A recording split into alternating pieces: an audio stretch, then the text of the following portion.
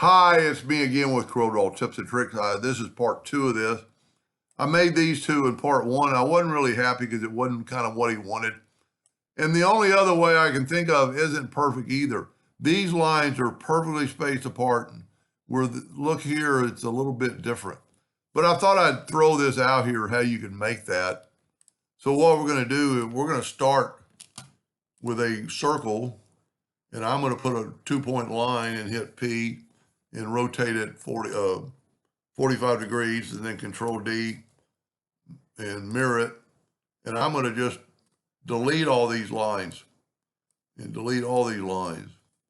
And I'll just have that half a circle. So now what I'm going to do is I'm going to take this, I'm going to Control D, and I'm going to take and mirror it, and then I'm going to mirror it up and down. I should have just mirrored it first, and then we could Control D and mirror it again, or just move it over, and then take that line and weld it. So now we have one line. Now we need to take Control D and make a duplicate, and see they're just a little bit off, but it's a different way to do it, and it's still pretty cool. So I thought I'd show it off. Let's take a 2-point line and go from there to there, and from there to there. And I'll take our, you know what I'm going to do, like I always do, or try to, Control G to group that so we can get rid of it. And then take the Smart Fill tool and fill in every other line. Now, the line, and see now I can grab that red line and delete it. The lines aren't as even as this one, but it's really the same process. You know what? Now that I think about that, let's try this. Maybe this will be the trick, because we were trying to join, or I was trying to join the line.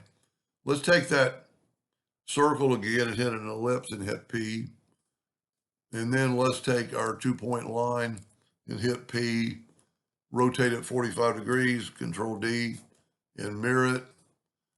And now let's take our other line, Control D, and make a duplicate, holding down the Shift key, bring that in. And then Shift select the other line and go up to Effects and Blend, and we'll blend 3 times. You know what? Let's go 5 times. Because before we were taking individual lines and taking them and trying to match them up. Well, if we go up to Object and break the blend apart, if we take all this away like we did before, and now we just have these lines. And then let's take away the end lines. Whoop. So I'm going to just move those up, take away these end lines. And really, we only need every other line. So that's still a group, so let's go and ungroup it. And let's take every other line and delete it. You know what? We just had 3 lines on the first one, so whoop, let's just do 3 lines.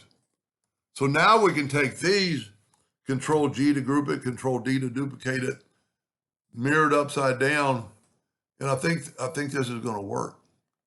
And then Control D and do this and just have it, because you could snap to that node, and then you know what? Well, I'm doing it a different way, but this will work. Then weld that.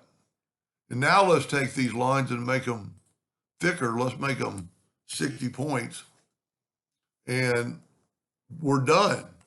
You know, if we make them black, it'll be just like there are lines, so you have to right click.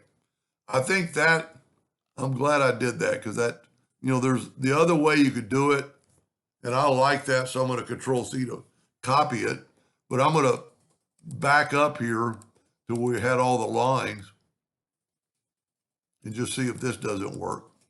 You know, remember back when I deleted the lines? Let's keep all the lines. Let's Control G to group it, Control D to duplicate it, and mirror that, and just put them there. And then Control D, mirror it again. I should have just made a whole copy of the whole thing. Let's make a long one.